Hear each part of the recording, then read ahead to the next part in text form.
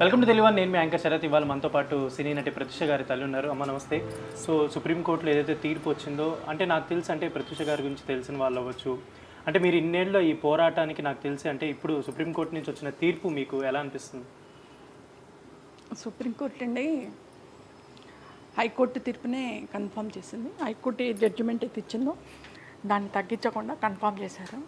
But నేను సుప్రీంకోర్టుకి వెళ్ళింది ఏంటంటే హైకోర్టు తీర్పు సరిపోదు, లైఫ్ ఇవ్వండి అని చెప్పి వెళ్ళాను. బట్ సుప్రీంకోర్టు కూడా సేమ్ జడ్జిమెంట్ని కన్ఫర్మ్ చేసింది.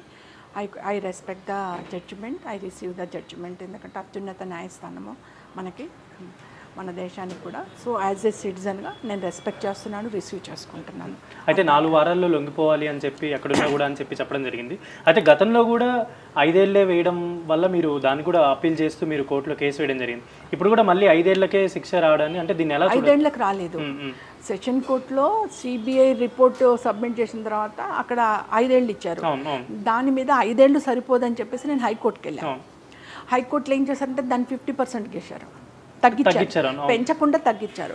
ఇది చాలా అన్యాయము. నేను ఇక్కడ 5 ఏళ్ళు సరిపోలేదు, లైఫ్ ఇవ్వండి, నా కూతురు చనిపోయింది, ఇక్కడ ఒక ప్రాణం పోయింది అని చెప్పేసి నేను హైకోర్టుకి వెళ్తే హైకోర్టులోనేమో మళ్ళీ తగ్గించేశారు. సో అని చెప్పి సుప్రీంకోర్టులో అది కాదు, లైఫ్ ఇవ్వండి అని చెప్పేసి వెళ్ళాను. వెళ్తే అక్కడ 2011లో వెళ్ళాను. 2011 నుంచి ఇప్పటి వరకు ఈ 14-15 ఇయర్స్ కేసు రన్ అయింది. ఇప్పుడు జడ్జిమెంట్ మీకు తెలుసు, ఇవాళ జడ్జిమెంట్ సేమ్ హైకోర్టు జడ్జిమెంట్ని కన్ఫర్మ్ చేస్తున్నామన్నారు. సో నేను సుప్రీంకోర్టు జడ్జిమెంట్ను ఆహ్వానిస్తూ, గౌరవిస్తూ, జడ్జిలకు ఇద్దరికి నమస్కారం చేస్తూ కృతజ్ఞతలు తెలియజేస్తున్నాను. బట్ ఒక తల్లిగా, ఒక విక్టిమ్ తల్లిగా నా కూతురు చనిపోయింది. ఎవ్వరు ఏది చెప్పినా 2002 నుంచి ఇప్పటి వరకు, రేపు నేను చనిపోయే వరకు కూడా ఇదే చెప్తాను. నా కూతురు ఆత్మహత్య చేసుకోలేదు, చేసుకోవాల్సిన పరిస్థితులు కూడా లేవు. నా కూతురు అత్యాచారం చేయబడింది, చంపబడింది. అది మాత్రం నేను కన్నతల్లిగా చెప్తున్నాను. అందుకనే on the spot with in 4 weeks surrender అన్నది ఒక కంటి తుడుపు మాకు.